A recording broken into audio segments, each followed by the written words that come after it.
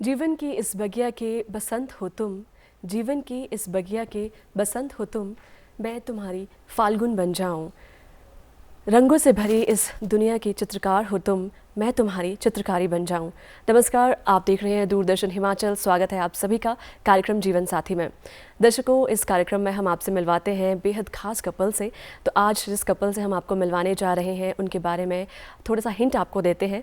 जी हाँ, जब भी हम मिष्टी दोई या फिर बंगाली रसगुल्ला की बात करते हैं तो कहीं ना कहीं हमारे जहन में बंगाल की यादें ताज़ा हो जाती है। तो आप ठीक समझ रहे हैं, हमारे बीच इस समय मौजूद है एक बेहद ही मिष्टी यानी कि मिठास से भरे कपल।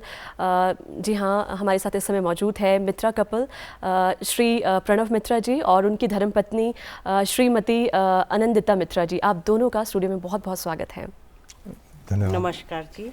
और आमी अनिंदिता। आमी प्रणव। सबसे पहले डीडी हिमाचल का अभिनंदन जो ऐसे अनूठे कॉन्सेप्ट को लाए हैं, और आभार हम दोनों को आमंत्रित करने के लिए इस प्रोग्राम में।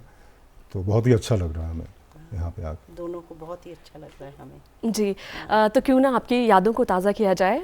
तो सबसे पहले मैम आपसे जानना चाहेंगे, जब आप परिणय सूत्र में बंधे उससे पहले की जो आनंदिता थी वो कैसी थी, और जब आप उस यादों को ताज़ा करते हैं तो क्या आपके जहन में आता है?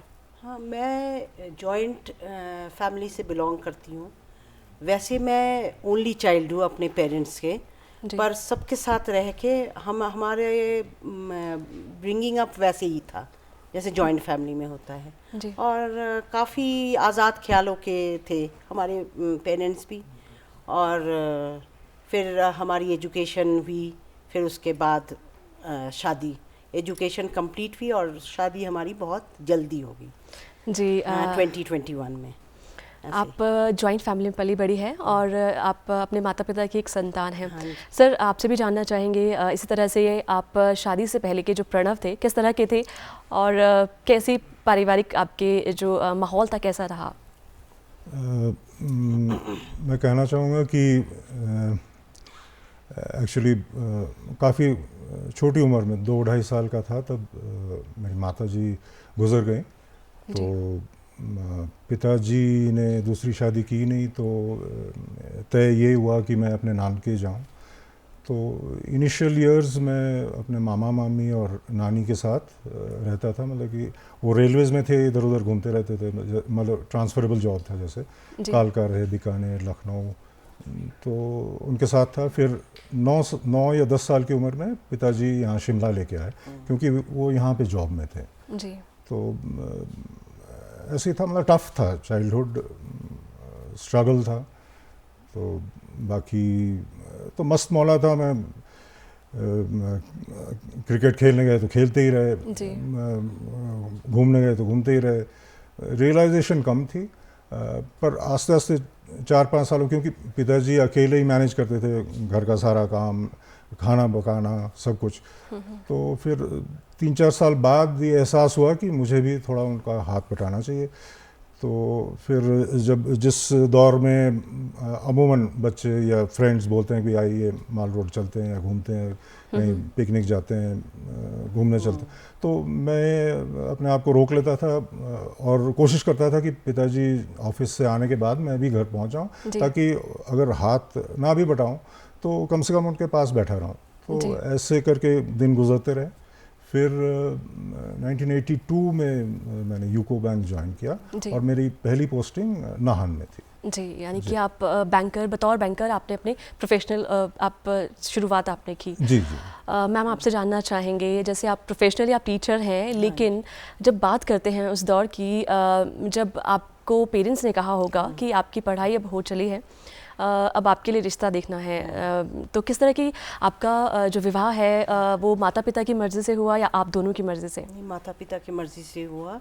और उन दिनों 86 के दौरान जी, तो फोटोग्राफ्स दिखाया, इनका फोटोग्राफ दिखाया, और ये आके पहली बार ये आके देखा।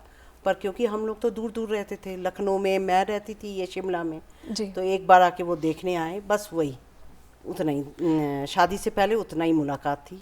और तब तो फ़ोन भी नहीं था जी। तो इसलिए ज़्यादा इंटरेक्शन नहीं हो पाई, बस लेटर होता था, थोड़ा सा लेटर से इंटरेक्शन होता था, बाकी बस उसके बाद सीधे शादी हो गई हमारी। जी मैम, आपने तो बहुत अच्छे से बताया कि आपको एक प्रपोज़ल आया आपके पेरेंट्स के ज़रिए और आपने उसे स्वीकार कर लिया, आपके पास ऑप्शन नहीं थी। तो सर क्या आपके साथ भी ऐसा ही था उन दिनों कि आप मेरा कुछ और करना? हटके है, इनसे डिफरेंट है कि जैसे ही मतलब कि मेरी जॉब लगी जी। तो पिताजी चाहते थे कि इमीडिएट शादी कर लें। जी। तो 21 साल उम्र थी तो मैं वैसे ही मतलब थोड़ा कह रहा था कि भी थोड़ा सा और सेटल हो जाऊं या थोड़ा और एस्टैब्लिश हो जाऊं, पर वो इंसिस्ट करते थे कि भाई मैंने कब तक करना है ये चूल्हा चौकी। तो मैं टालता रहा तो काफ़ी 5-1 साल तो मैंने टाल दिया। और इन दिनों रिश्ते भी आते रहे, वो तब अपने रिश्तेदारों को चिट्ठी लिखा करते थे, अपने फ्रेंड्स को कि भी कोई रिश्ता भेजो, ऐसे तो भेजते थे। तो ऐसे करीब कि फ़ोटोज़ आती थी, करीब 35, आप मानेंगे नहीं, 34-35 लड़कियों की फ़ोटो वो दिखाते थे, मैं ऐसे ही टाल देता था। तो फिर एक बार उन्होंने अल्टीमेटम दिया कि भाई बेटा बहुत हो गया, करना करो, नहीं तो मैं तो चला यहाँ से, तुम अपने आप मैनेज कर। फिर मैं भी थोड़ा सीरियस हो गया। तो जो नेक्स्ट प्रपोज़ल आया, जैसे मैम का ही आया था, तो वो लखनऊ में था, तो लखनऊ गया मैं देखने। तो पिताजी नाराज़ थे, वो मेरे साथ उन्होंने कंपनी नहीं किया, और उन्होंने बल्कि चाचा जी मेरे थे, वो कानपुर रहते थे, उनको डिप्यूट किया कि भी आप जाओ। चाचा जी गए थे मेरे साथ, चाची जी और 2 कज़न्स थे, मैम को देखने गए। और क्योंकि मेरे बैक ऑफ द माइंड में था कि मैंने ना तो करना ही नहीं है, तो मैं हाँ करके वापस आ गया। और मैम मुझे कि अच्छे लगे फर्स्ट लुक में। तो यहाँ पे आके पापा को बोल दिया कि हाँ ठीक है। तो पापा थोड़े पुराने ख्यालात के थे, वो टिप्पणी वगैरह मिलाने लगे। तो आप मानोगे नहीं, हमारे कोई भी गुण नहीं मिल रहे थे। तो उन्होंने कहा कि भाई तो शादी नहीं होगी, ऐसे बोलने लगे। तो मैं भी अड़ गया कि भाई अब शादी करनी है तो मैंने इसी से करनी है, नहीं तो आप रहने दो। तो फिर वो शोगी के पास कोई पंडित जी थे, उनके पास गए, और उन्होंने पंडित जी ने उनको समझाया कि भी अगर लड़का लड़की एक दूसरे को पसंद कर रहे हैं तो आप यू कैन गो अहेड। यानी कि एक तरह से पार्शियल लव मैरिज से कहा जा सकता है, क्योंकि सर ने आपको 34 रिजेक्शन के बाद आपकी तस्वीर पे क्लिक किया कि yes she is the one. तो आप क्या कहना चाहेंगे मैम? आपको भी क्या कभी ऐसा लगा, फर्स्ट जब आपने सर की तस्वीर देखी या जब आपके पेरेंट्स ने कहा, तो क्या ख्याल आपके दिल में चल रहे थे? आप मेंटली कह सकते हैं बिल्कुल तैयार थी, या क्या प्लानिंग्स चल रही थी माइंड पे? हाँ, तैयार तो थी, क्योंकि पेरेंट्स ने बोला कि मतलब मुझे पूछा कि आपको पसंद है, मैंने कहा हाँ मेरे को पसंद है। तो कहते कि उनको पसंद था बहुत, तो इसलिए मेरी मम्मा को बहुत पसंद था। तो मैंने कहा हाँ मुझे पसंद है, और वैसे भी क्वाइट जैसे दिख रहे थे जी। हाँ, जो फर्स्ट लुक में मैंने एक ही बार देखा था शादी से पहले इनको। और फिर मैं शिमला आई थी, मेरे पेरेंट्स, क्योंकि मेरे को कहाँ रख के आएंगे, तो पेरेंट्स शिमला ले आए थे मुझे। तो तब उनको एक बार, बस 2 टाइम्स मैंने उनको शादी से पहले देखा, उसे मतलब और नहीं देखा जी। तो मुझे तो बहुत मतलब थोड़े सीरियस जैसे लगे मुझे, पर क्वाइट जैसे थे। मुझे लगा कि नहीं मतलब ज़्यादा बोलेंगे तो फिर डर लगता है ना, क्या क्या बोलेंगे या जी। तो मुझे और वो संभव ही था, क्योंकि आप जॉइंट फैमिली में रहने वाली, और सर के फादर बिल्कुल अकेले रहे। जी, बहुत क्वाइट थे तभी। तो सर, जिस तरह से आपने बताया कि आपकी फैमिली में आप और आपके फादर रहे शादी से पहले, तो किस तरह की तैयारियां आपने की? दोनों मेल थे घर पर, तो किस तरह से मैनेजमेंट रहा शादी के लिए, तैयारियां? वो दिन आप जब याद करते हैं अपनी शादी का, आज से लगभग 37 साल पहले, तो क्या माहौल था आपके घर का? हैफाजर्ड ही था, मतलब इतने डिटेलिंग में तो जा नहीं पाए, क्योंकि हमें पता ही नहीं था कि भी लेडीज़ के लिए क्या क्या प्रोविज़न रखना पड़ता है या क्या, क्योंकि कोई लेडीज़ थी नहीं घर में जी। तो जैसा भी था। पर हाँ, मैंने अपनी तरफ से ये सोच के रखा था कि जैसे ही मैडम एंटर करेंगी रूम में तो एक गाना बजना चाहिए। तो एक मैंने डिप्यूट कर रखे थे कज़न को, तो वो क्या मैं सुना सकता हूँ? बिल्कुल, यानी आप बात कर रहे हैं जब मैम का गृह प्रवेश आपके घर पर हुआ। जी, शादी के बाद वधू प्रवेश। जी। तो क्योंकि हमारा घर छोटा सा था, और मैम तो मतलब कि क्वार्टर थे, वो रेलवेज क्वार्टर RDSO वहाँ से आ रहे थे। तो मुझे ऐसे ये हालांकि हो सकता है कि मैडम कुछ भी नहीं फील करती, पर मुझे लग रहा था कि घर छोटा है। तो एक मैंने गाना चुन के रखा था, तो बंगाली में है, जस्ट मैं मुखड़ा सुना रहा हूँ। जी। নীল ছোট ক্ষতি নেই আকাশ তো বড় নীল ছোট ক্ষতি নেই আকাশ তো বড় হে মন বলা কামর অজানা রাও ভানে চঞ্চল পাখা মেলে ধরো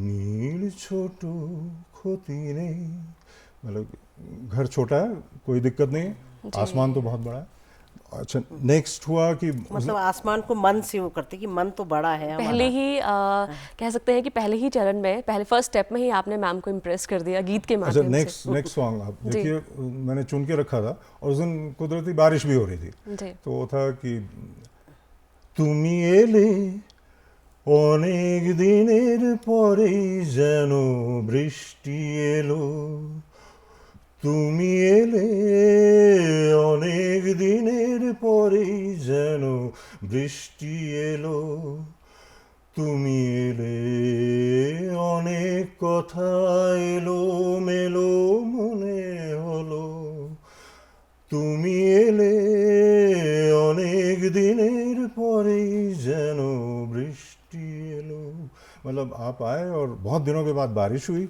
और बहुत से उल्टे पुल्टे ख्याल आ रहे हैं मतलब ये और सच में बहुत बारिश हुई थी और स्नोफॉल भी हुई थी 29 नवंबर था नवंबर में ही बहुत अच्छा स्नोफॉल हुआ था जी तो कैसा आपकी उससे उस दिन से यादगार जुड़ी है एक उसके बाद भी मैंने मैम को एक और मतलब ये मैंने खुद गाया था ये दोनों तो टेप रिकॉर्डर पे थे ये गाने और एक मैंने खुद गाया था वो था कि अगर हम तुम रहेंगे टुगेदर तो 12 महीने रहे प्यार का वेदर अगर हम तुम रहेंगे टुगेदर तो 12 महीने रहे प्यार का वेदर तुम बन के रहोगी मेरे गले की टाई मत देना डार्लिंग रेंट का सिंगल पाई मेरे दिल का क्वार्टर कर लो ऑक्यूपाई मत देना डार्लिंग रेंट का सिंगल पाई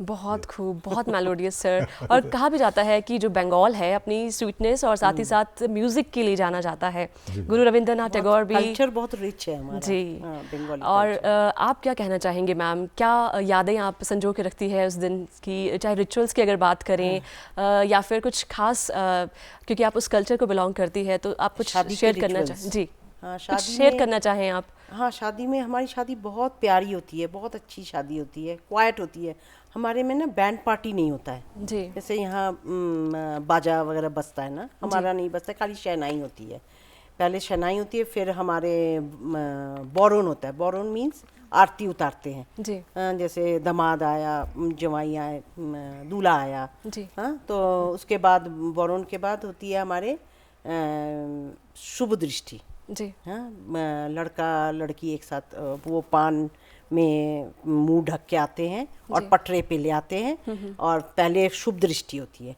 उसके बाद फिर दूल्हे के सराउंडिंग फेरे होते हैं 7 फेरे होते हैं जी वो इधर के कल्चर में नहीं होता मैंने देखा हमारे इसमें होता है जी फिर बाकी तो जैसे सेम हिंदुओं के मैरिज तो सेम ही होते यानी हैं आपने खूब एंजॉय किया अपने उस खास दिन को बहुत अच्छा शादी होता है हाँ पर थोड़ी नर्वस भी थी पर जी खुशी तो था ही बिल्कुल हाँ सर आपसे जानना चाहेंगे अगेन कि एक एक्सपेक्टेशंस लेकर आपके घर खुशियों से भर गया था जहाँ 2 मेल रहते थे वहाँ पर एक महिला का भी आगमन हो गया आपकी अर्धांगिनी आपके साथ रहने लगी तो किस तरह से आपने अपनी लाइफ में चेंज देखा और इनका साथ किस तरह से आप देखते हैं 37 साल का जो सफ़र है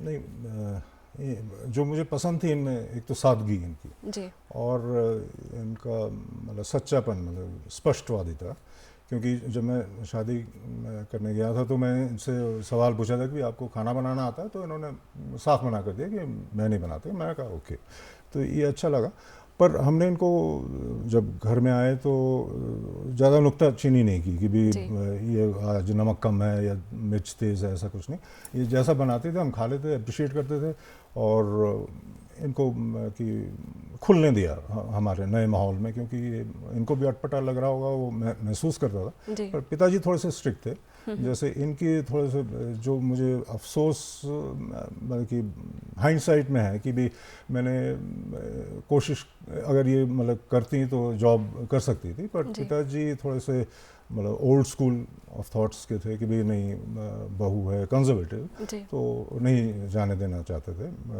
बाहर नौकरी करने या जैसे वो। तो ये थोड़ा सा मुझे अफसोस रहेगा हमेशा। पर मैंने इनको सपोर्ट किया। आप नहीं सपोर्ट किया जी, तो जैसे सर जिक्र कर रहे हैं कि सपोर्ट बहुत रहा सर का, तो किस तरह आप देखती हैं एक लाइफ पार्टनर का सपोर्ट ज़िंदगी में कितना मैटर करता है? बहुत मैटर करता है। अगर सपोर्ट नहीं होता, जैसे स्ट्रिक्टनेस थी उन्होंने बताया आपको, तो मैं खुल ही नहीं सकती थी। पर उनसे भी बहुत खुल गई थी मैं। वो भी मेरे बगैर, मेरे जो फादर इन लॉ थे वो भी मेरे बगैर नहीं सोचते थे, पूछते थे हर कुछ। पर यह है कि थोड़ा टाइम लगा उसके लिए, तो टाइम तो लगता ही है ना हर किसी के यहाँ लिए। पे मुझे वो तनवीर गाजी साहब की लाइन्स याद आ रहे हैं कि तू खुद की खोज में निकल, तू खुद की खोज में निकल, तू किस लिए हताश है, तू चल, तेरे वजूद की समय को भी तलाश है, समय को भी तलाश है। जो तुझसे लिपटी बेड़ियां समझना इनको वस्त्र तू, ये बेड़ियां पिघाल के बना ले इनको शस्त्र तू, बना ले इनको शस्त्र तू। तो खुद की खोज में निकल, तू किस लिए हताश है, तू चल, तेरे वजूद की समय को भी तलाश। बहुत खूब सर। जो दर्शक इस समय हमें देख रहे होंगे काफ़ी इंस्पायर हो रहे होंगे आप दोनों की कह सकते हैं आपकी कहानी से, आपकी पर्सनैलिटी से। तो मैम क्या कहना है आपका सर के बारे में, किस तरह का सपोर्ट सर का रहा? सर ने फिर बोला, अपने फादर को बोला कि नहीं इसको मन है बहुत करने को, जॉब करने को मन है। फिर अल्टीमेटली मैंने शुरू किया जॉब अपना, जब तो नाराज़ तो थोड़े से हुए, पर उसके बाद वो बहुत सपोर्टिंग थे जी। मतलब जबकि मैं अकेली थी लेडीज़, तो सपोर्ट करते थे, तभी हम मैं जा सकी। नहीं तो चेंज हो ही जाता है, इंसान चेंज होता है।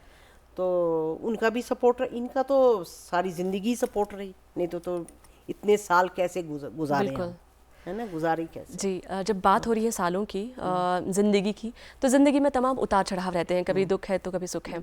तो कभी ऐसे अप्स एंड डाउन्स आपकी लाइफ में रहे जो आप शेयर करना चाहते हैं, या मैम के रिगार्डिंग आप कुछ कहना चाहते हैं जो आपने कभी मैम के बारे में ना बताया हो? एक पल आया था जब हमारी फर्स्ट एनिवर्सरी थी, तो उस दिन मैम एक्सपेक्ट कर रही थी हमारी फर्स्ट बेबी। तो बेबी तो बॉर्न हुई, बट नहीं उस दिन नहीं एक्सपेक्ट कर रहे थे, उससे बाद पर हो गई। हाँ, उस दिन एक्सीडेंटली, तो पर वो सरवाइव नहीं कर पाए बेबी, वो डॉटर। पर उस दिन हमारा मैरिज एनिवर्सरी भी वो था। एक डिसअपॉइंटमेंट था। और फिर मैं थोड़ा और रिस्पॉन्सिबल हो गया उनकी तरफ।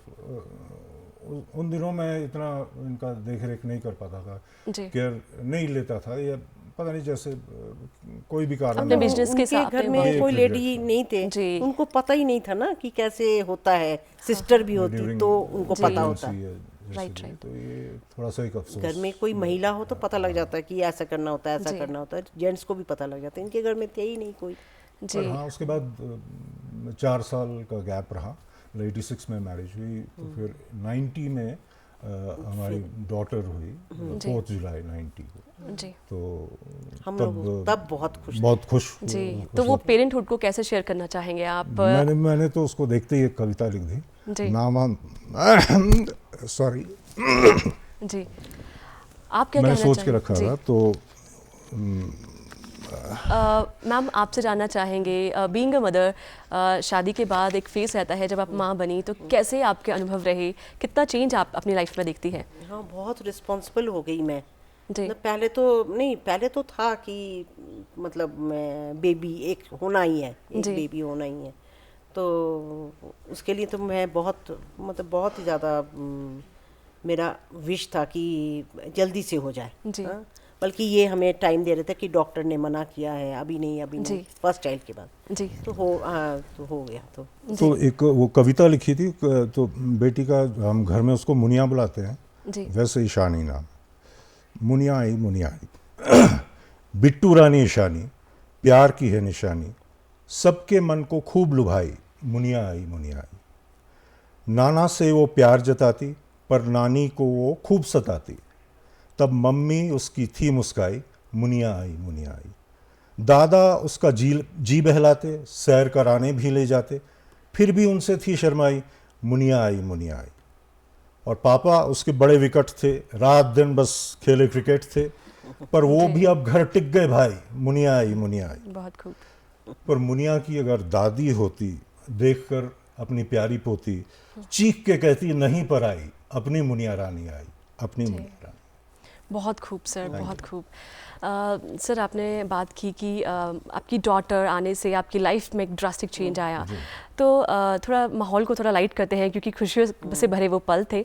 तो मित्रा फैमिली अगर बात करें तो कहाँ कहाँ आप अपने आप को एक्सप्लोर करते हैं, क्योंकि आप सर रिटायर हो चुके हैं अब और मैम टीचिंग अभी कंटिन्यू कर रही हैं। तो जब आप खाली समय में आफ्टर रिटायरमेंट किस तरह से आप मैम को कह सकते हैं स्पेशल टाइमिंग देते हैं, या फिर आप किस तरह से रिसेंट प्लेस आपने जो विज़िट किया हो? मैम को मतलब कि टू बी ऑनेस्ट, घोड़ा देख के आदमी हो जाता है ना कि पैदल चलना छोड़ देता है, वो वैसे ही है। ऐसा नहीं कि मुझे खाना बनाना नहीं आता या काम करना नहीं आता, बट मैम क्योंकि बेटर हैं कुक, तो मुझे लगता है कि भी वो ज़्यादा टेस्टी फूड मैं खाऊंगा। अपना खाना तो मैं खुद तो खा सकता हूँ, मैम को भी एक आध बार खिलाया, बट ऐसा कुछ nothing to write home about. घूमने के बारे में बोलो जी। इंडिया तो सारा, सब लोग हमारे रिलेटिव्स में सब लोग कहते हैं तूने तो सारी इंडिया घूम ली है, अब का क्यों घूमती है इतना। तो बहुत घूमने की बहुत शौकीन है ये, फोटोग्राफी की बहुत शौकीन है ये, फोटोग्राफिंग करने में बहुत ही फोटोग्राफी करते हैं हर टाइम। अभी भी ये नहीं कि कुछ थोड़े चीज़ जो भी मिल जाता है उनको, रील बनाना, ये बनाना, मतलब बहुत। हाँ, ये नया शौक चढ़ा है रील बनाने का। तो ये रील बनाता हूँ। रिसेंट हम गए थे कश्मीर अभी जी 31 मार्च तो वहाँ पे मेरा ट्यूलिप गार्डन वो रह गई थी हमारी। यानी कि आप खूब घूमते रहते हैं, लाइफ को खूब एंजॉय करते हैं। कश्मीर 3 बार, 3rd टाइम था ये। सर जैसे मैम ने कहा कि आपको फोटोग्राफी का बहुत ज़्यादा शौक है, तो आपसे जानना चाहेंगे मैम की कुछ क्वालिटीज़, कुछ आप बताना चाहें, शेयर करना चाहें, या फिर कभी मैम अगर बहुत खुश होती है तो किस तरह का जेस्चर मैम देती हैं, या कभी नाराज़ हो जाएं आपसे, कुछ गलत कुछ हो जाए तो आप किस तरह से मैम के जेस्चर्स को एक्सप्लेन करना चाहेंगे? मैम नाराज़ तो ज़्यादा नहीं होता, ज़्यादा मैं ही होता हूँ नाराज़, पर मेरी नाराज़गी भी ऐसे वो बबल की तरह होती है, एकदम बहुत। हाँ, मतलब कि कोका कोला की बोतल जैसे खोलते हैं, झाग उठता है एकदम। पर मैम थोड़ा सा मतलब कि कुछ बोलते नहीं है, बस काफ़ी लंबा खींचते हैं। तो ऐसे ही रहता है कि मैम कई बार मैम बना लेते हैं, कभी मैं बना लेता हूँ, ऐसे ही चलता है। मैम की हाँ मतलब कुकिंग एक्सेलेंट है। कभी आप लोग को मौका मिले तो आप आइए घर, हमारे साथ लंच या डिनर कीजिए, तो आपको पता चलेगा। और मैं मतलब कि कतराता हूँ कि मैम से अलग जाने के, कहीं बाहर जाके पता नहीं क्या खाना मिलेगा, तो मैम को साथ ले जाता हूँ ताकि वो मैनेज कर ले और मेरे लिए थोड़ा सा कुछ एक सब्ज़ी अलग से बना दे। तो ऐसा मतलब कि इतना मतलब वो कहावत भी है कि भी वो पेट से होकर दिल में वही। जी बिल्कुल बिल्कुल दिल का रास्ता जो है वो पेट से होकर गुजरता है। मैम जिस तरह से सर ने आपकी बहुत तारीफ़ कर दी कि पहले से आपको कुकिंग नहीं आती थी, लेकिन आपने सर के साथ रह कर कुकिंग बहुत अच्छी सीख ली। तो इस तरह से अगर हम सर की बात करें, अगर सर बैंकर रहे हैं, तो क्या अगर हम बात करें घर की मैनेजमेंट की, तो कौन फाइनेंस मिनिस्टर आपके घर का रहा है? सर ही रहे हैं या फिर आपकी इसमें बहुत बड़ी रोल रहती थी? दोनों का इक्वल रोल था जी। ये कहते फाइनेंस में, ये कभी इनको पता था कि मैं किस नेचर की हूँ कि मतलब ठीक से चलाऊंगी घर, जैसे मतलब इनके फिजूल खर्ची कोई नहीं करते थे दोनों। और ये जो है ये तो बहुत सपोर्टिंग बहुत थे जी, बहुत सपोर्टिंग थे, क्योंकि कभी भी मतलब कभी मैंने कोई चीज़ बोला या समझाने की कोशिश की, अगर नहीं हो सकता तो उन्होंने समझाया मुझे और अच्छे से समझाया जी। तो इसलिए सपोर्टिंग थे और अंडरस्टैंडिंग भी जी, अंडरस्टैंडिंग बहुत थे। चाहे दोनों में ही, वो दोनों का ही होता है, कोई भी शादी हो, दोनों ही अगर अंडरस्टैंडिंग ना हो तो शादी नहीं चलती है। जी, बहुत अच्छी बात आपने कही कि दोनों की अंडरस्टैंडिंग होना बेहद ज़रूरी है, बेहद ज़रूरी है। सर आपका क्या कहना है इस बारे में? आपकी शादी को लगभग 37 वर्ष हो गए हैं, तो जो दर्शक हम इस समय देख रहे हैं, जो भावी कपल बनने जा रहे हैं या फिर अभी ऑलरेडी जो हस्बैंड वाइफ हैं, तो किस तरह से अपनी जो इस मैरिड लाइफ को अच्छे से बिताएं, क्या टिप्स आप देना चाहेंगे? पेशेंस और धैर्य मतलब ये बहुत ज़रूरी है, और अंडरस्टैंडिंग मतलब एक दूसरे को समझना। तो इसी से चल जाती है, गुजर बसर हो जाती है। और आजकल थोड़ा सा वो 2 मिनट हो, जब से नूडल मतलब हर कुछ वो जल्दी से जाते हैं, मतलब हालांकि आजकल के बच्चे बहुत ज़्यादा मतलब जागरूक हैं, इंटेलिजेंट हैं, पढ़े लिखे हैं, हमसे कहीं ज़्यादा, बट उनमें थोड़ा से धैर्य की कमी है। हाँ, पेशेंस की कमी, पेशेंस बहुत ज़रूरी है जी, दोनों की लाइफ में। पेशेंस, दोनों की पेशेंस ज़रूरी है अच्छे से इसको शादी को सक्सेसफुल बनाने के लिए। दोनों की पेशेंस बहुत ज़रूरी है। मतलब एक अगर गुस्सा हो रहा है, दूसरा अगर काम डाउन हो जाए, या दूसरा गुस्से हो रहा है तो काम डाउन हो जाए, तो ऐसा ही चल रहा है, वो ज़्यादा बेटर।